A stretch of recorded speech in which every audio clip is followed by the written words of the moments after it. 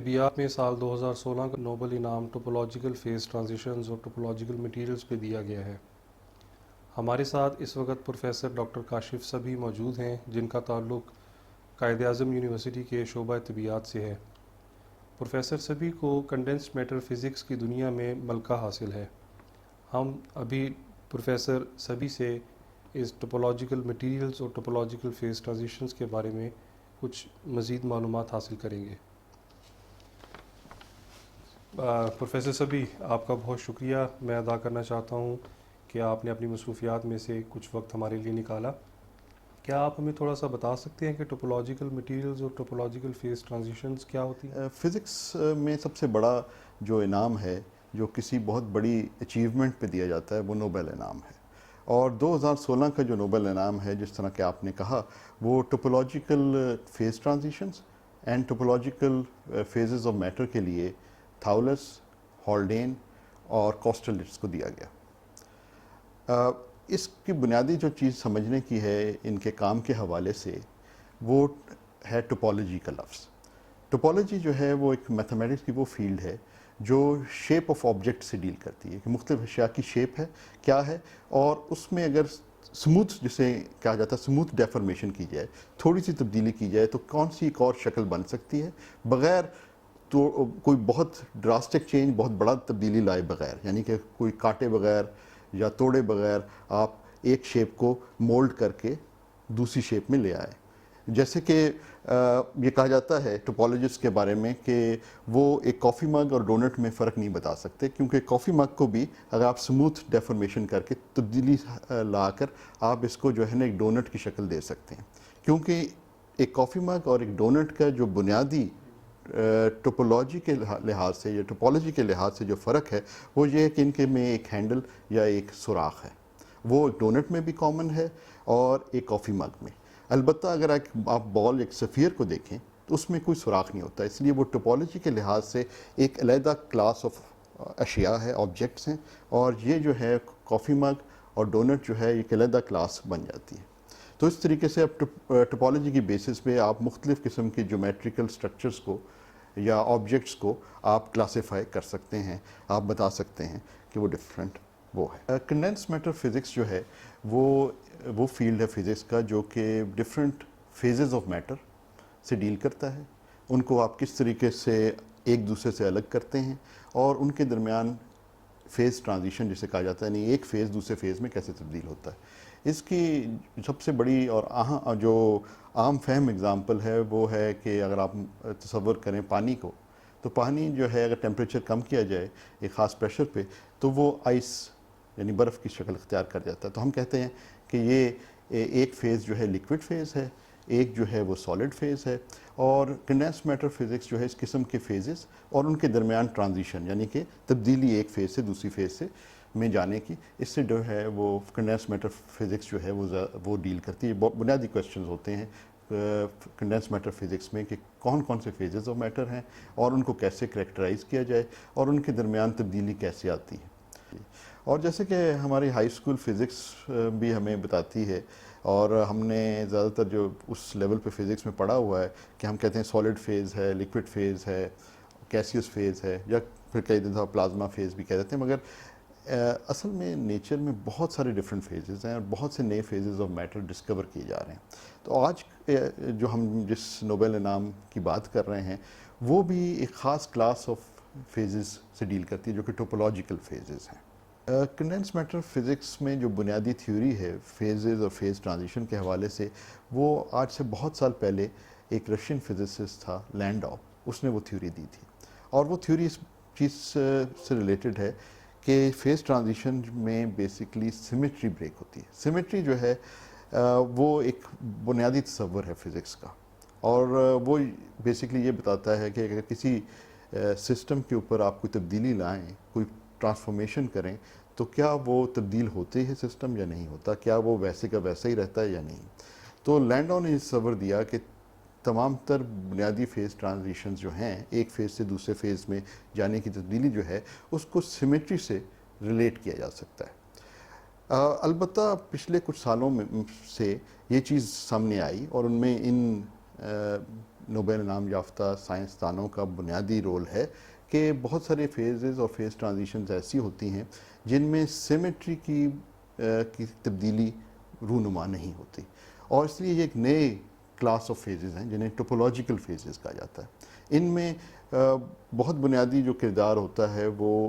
سوال یہ پیدا ہو سکتا ہے کہ یہاں پہ ٹوپولوجی کس چیز کی ہے، کس چیز کی شیپ کی بات کی جا رہی ہے۔ تو بنیادی طور پہ جو شیپ جس کی بات کی جا رہی ہوتی ہے وہ اگر آپ ٹوپولوجیکل انسولیٹر یا خاص قسم کی ٹوپولوجیکل مٹیریلز کی بات کریں تو وہاں بینڈ سٹرکچر کی ٹوپولوجی ہے۔ اب ادھر یہ تھوڑا سا بتانا پڑے گا کہ بینڈ سٹرکچر کیا چیز ہے۔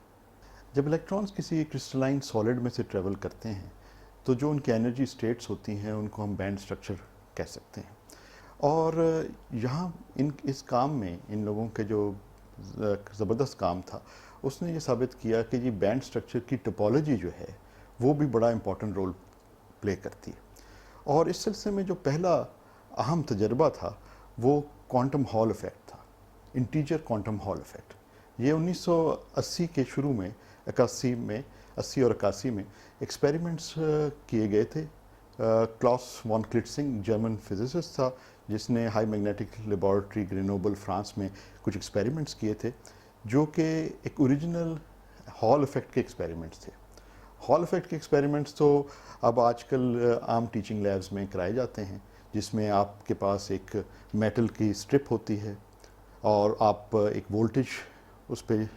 لگاتے ہیں جس سے کرنٹ پاس ہوتا ہے، اور اس کو آپ نے ایک پرپینڈیکل میگنیٹک فیلڈ میں رکھا ہوتا ہے اور آپ کو ہال وولٹیج ملتی ہے، ہال کرنٹ اور یہ کرنٹ ملتا ہے، اور اس کے ریشو سے آپ جو ہے ریزسٹنس وغیرہ ڈٹرمن کر سکتے ہیں۔ تو اوریجنل جو ہال کا ایکسپیریمنٹ تھا اس میں اس نے یہ دیکھا تھا کہ یہ جو ریزسٹنس ہے وہ linearly related to magnetic field ہے، یعنی لینئرلی پروپورشنل ہے میگنیٹک فیلڈ کے۔ مگر جب وان کلٹسن نے تقریباً 100 سال بعد ایڈوین ہال کے ایکسپیریمنٹ کیے، وہ ایکسپیریمنٹ کیا کیونکہ اس کے پاس بہت اچھے سیمپل تھے، اس نے 2 ڈائمینشنل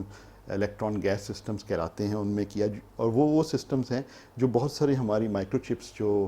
آپ کے لیپ ٹاپس میں اور سیل فونز میں استعمال ہوتی ہیں، تو وہ مٹیریلز تھے، اور وہ اس کا مقصد بھی اپلیکیشنز کے حوالے سے وہ ایکسپیریمنٹس کرنا تھا کہ بڑے ایکسٹریم کنڈیشنز کے اندر وہ ایکسپیریمنٹس کیے جائیں اور جانا جائے کہ یہ کیسے بیہیو کرتے ہیں۔ تو اس میں انہوں نے یہ نوٹ کیا کہ یہ جو کلاسیکل ہال ایفیکٹ ہے اس کی نسبت جو رزلٹ آ رہا ہے اس میں ریزسٹنس میگنیٹک فیلڈ کے ساتھ سٹیپ ٹائپ سٹرکچرز بنتے ہیں، یعنی کہ ایک سمجھ لیں سیڑھی کی طرح ایک سٹیئر کیس سا بنتا ہے، جبکہ اگر آپ کلاسیکل ہال میں دیکھیں تو ایک اسٹریٹ لائن بنتی۔ تو اب یہ جو سٹیپس آ رہے تھے یہ بہت بڑا کویشچن تھا کہ وہ سٹیپس کیسے آ رہے ہیں، اور وہ سٹیپس بڑے ہی پرسائز تھے۔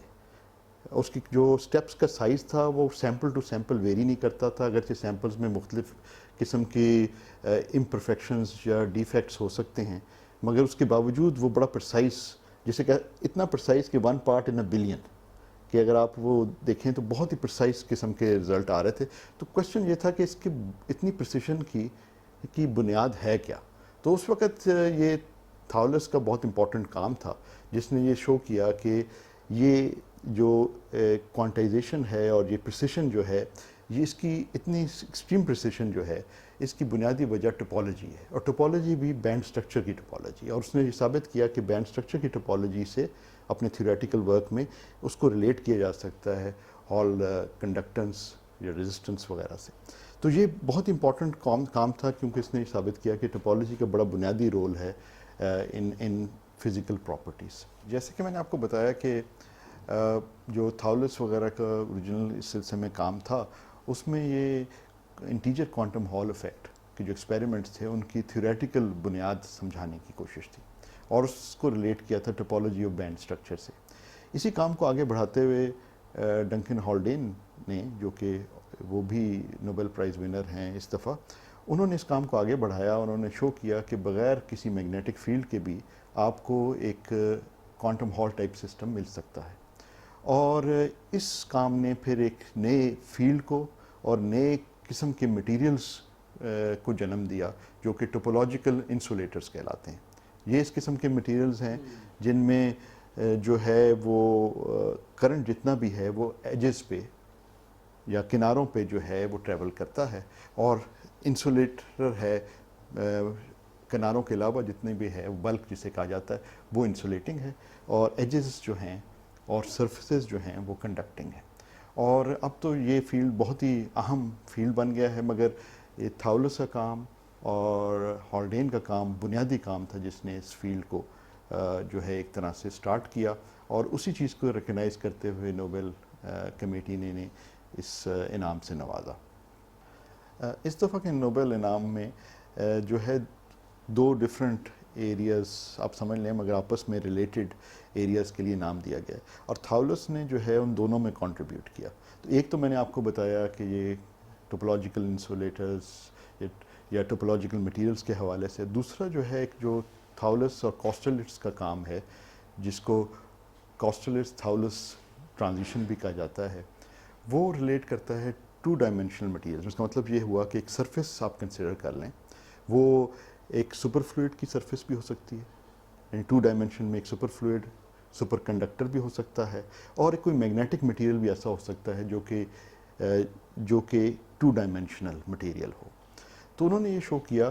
جو کہ پہلے ایک تصور یہ تھا کہ ٹو ڈائمینشن میں کوئی آرڈرنگ نہیں ہو سکتی. یعنی آپ کو اس کو اس طریقے سے تصور کریں جیسے کہ جو اسپن اسٹرکچر، اگر آپ اس کو اگزامپل کے طور پہ لیں تو زیادہ آسان ہو جائے گا سمجھنا، کہ یہ تصور یہ تھا کہ اسپنز کو اگر ہم اس طرح ایروس کنسیڈر کریں اور یہ ایک ٹو ڈائمینشنز میں کنسیڈر کریں، ایک سرفیس میں کنسیڈر کریں، تو تصور یہ تھا کہ کسی فائنائٹ ٹیمپریچر پہ، ایک خاص کسی بھی ٹیمپریچر پہ 0 سے اوپر آپ لیتے چلے جائیں تو یہ اسپنز جو ہیں یہ ساری کی ساری الائن نہیں ہو سکتی، ایک دوسرے کے ساتھ جو ہیں پوائنٹ نہیں کریں گی، بلکہ یہ رینڈمائز ہو جائیں گی. اور یہ تصور کافی حد تک اسٹیبلش ہوا تھا، کئی فزکس کے تھیورم تھے جو چیز ثابت کر رہے تھے.